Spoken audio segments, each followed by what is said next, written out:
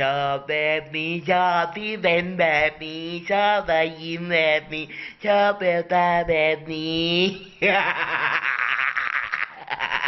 กูว่ากูบ้า ได้ลงมากับใคร เอ้ากูก็มาคนเดียวสิ ไม่จริงไม่ใช่ฉันไม่เชื่อ ถ้าไม่เชื่อฉันจะนับให้มึงดู 1 2 เห็นไหมบอกแล้วว่ากูมา2 คน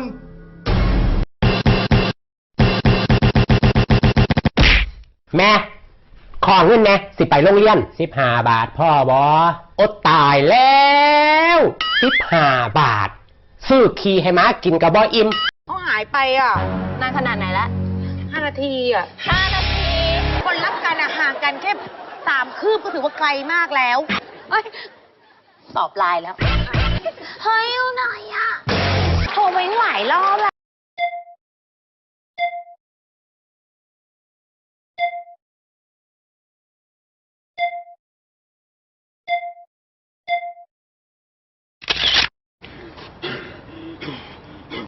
พรพาน คะ ไหนลองพูดจังหวัดกาญจนบุรีสิ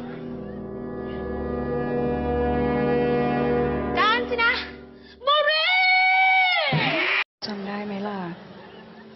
ทอง3 บาทที่อูดซื้อให้อ่ะ จำได้ดี แต่ตอนซื้อให้มันเป็นเส้นไม่ใช่เหรอ ช็อตค่ะ พักมีไหล